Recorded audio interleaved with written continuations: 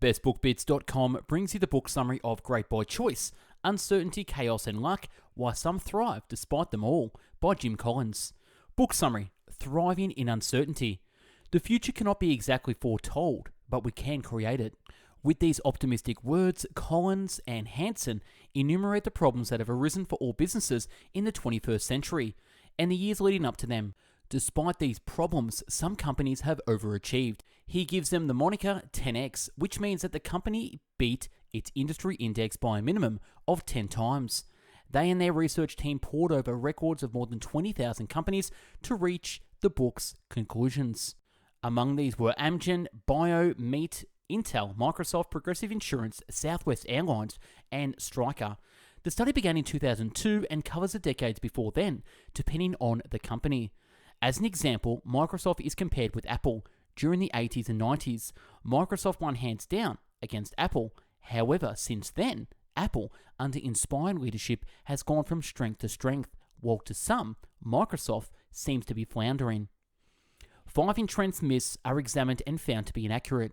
One of these myths is that radical change on the outside requires radical change on the inside. In fact, 10x companies changed less intentionally than the comparisons. 10x's. The author discussed the 10x companies and their leaders and compared them with the Arctic adventures of two great explorers, Amundsen and Scott, in the race to be the first to reach the South Pole. The main reason that Amundsen won were meticulous preparation, going back many years, and his careful consideration of what he was doing. The author's finding of 10x companies are fascinating and show that these companies are not more creative, visionary, charismatic, ambitious, blessed by luck, risk-seeking, heroic, or prone to making big, bold moves. So why do 10x companies do so well? They realize that they are in unpredictable circumstances but refuse to abdicate responsibility for what happens. They take full responsibility, and when they do this, they demonstrate fanatic discipline, empirical creativity, and productive paranoia. Each of these 3 is discussed. Fanatic discipline is considered first. They cite Peter Lewis of Progressive Insurance as exemplifying fanatic discipline in his actions in that company. The authors call discipline consistency of action. Discipline, consistency of action, which is in its highest form, is self-discipline. The author says that discipline is typical of 10x companies and can be described as monomaniacal.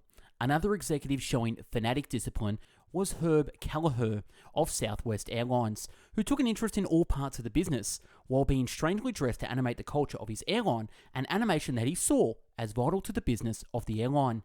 Empirical creativity. What is this? It is creativity tempered by reality and facts, rather than whim and untested theories.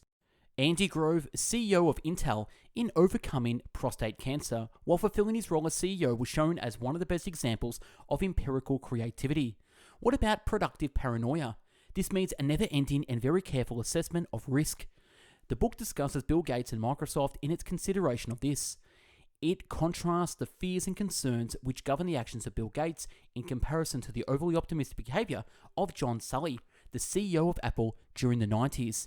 In considering the risks, the 10x leaders mentally ready themselves for disaster, while less paranoid leaders are oblivious to it, as they do not even consider it. CEOs of 10x companies.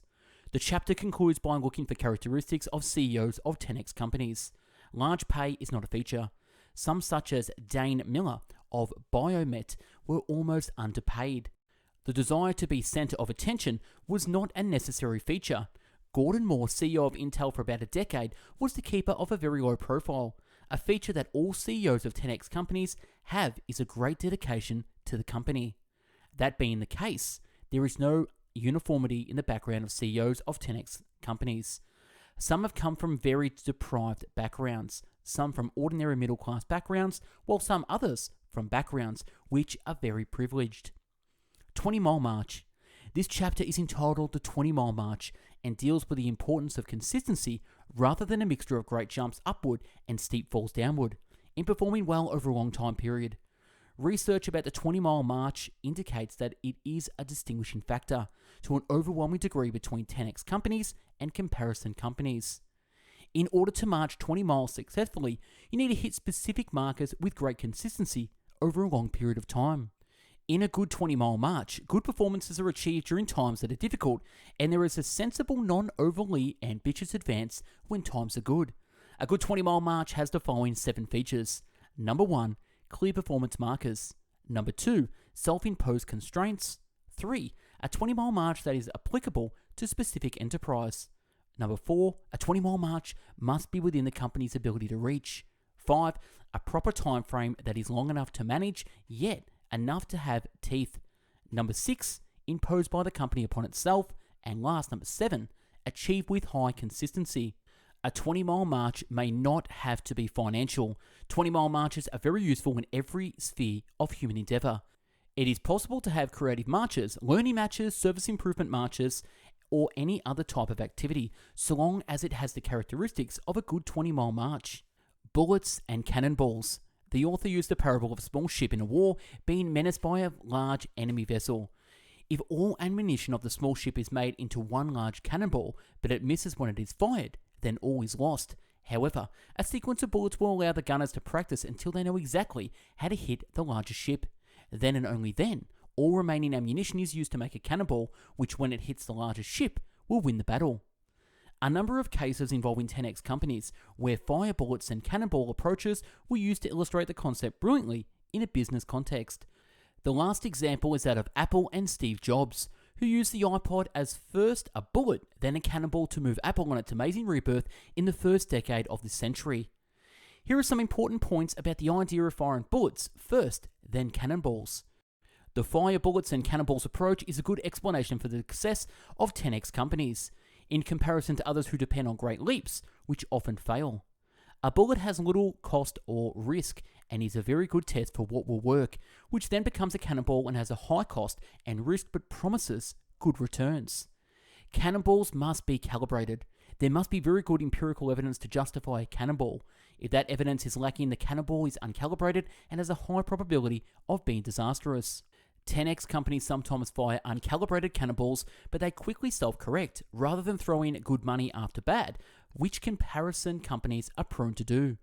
A cannonball, once calibrated, should be fired. Failure to do so is the path to mediocrity. Acquisitions are often bullets. Some innovation is good and necessary, but 10x companies are the main innovators in any particular industry. Leading above the death line. This chapter is a eulogy to the importance of productive paranoia and being well prepared. Doing your homework, doing due diligence. The death line is a series of criteria which if a company reaches means that they are usually finished. Productive paranoia is put into 3 categories. Paranoia 1. Build cash reserves and buffers. A conservative approach to money and resources among 10x companies is noted.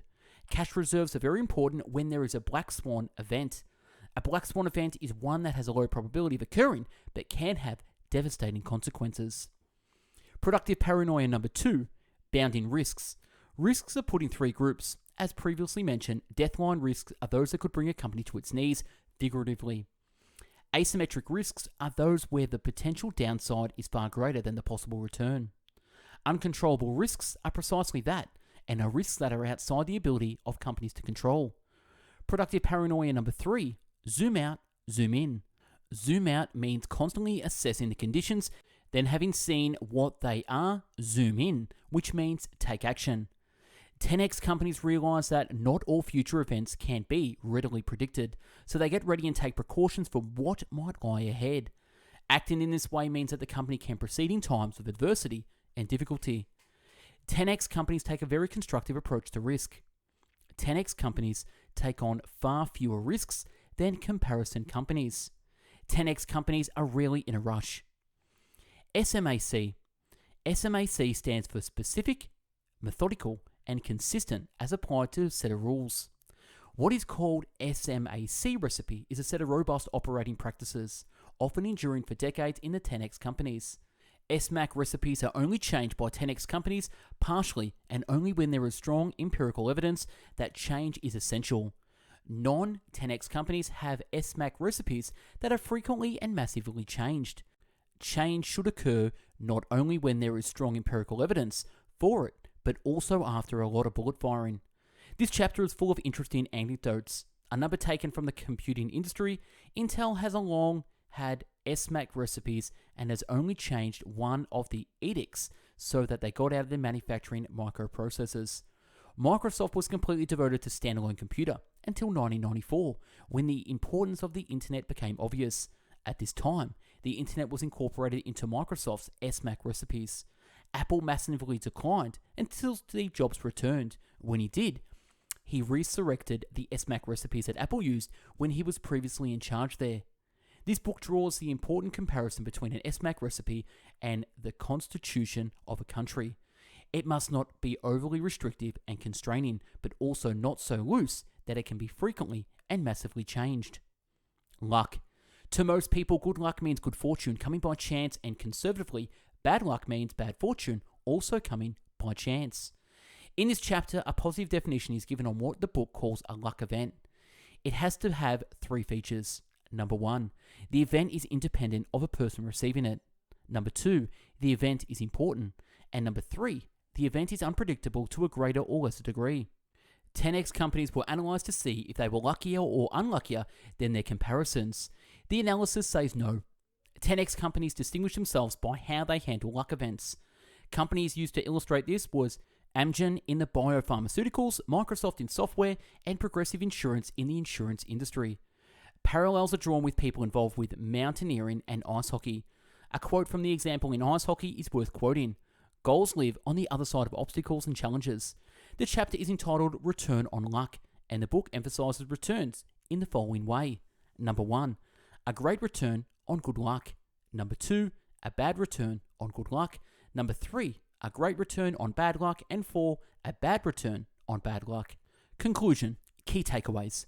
The book concludes with a warning about a perception gaining credence in the modern world that success just happens as a result of luck and circumstances, rather than what is done and the discipline required to do it. The book and its predecessors investigate what is required to make a great company, but do not provide all the answers. However, they do show the fact of being great has been shown to be more than just luck.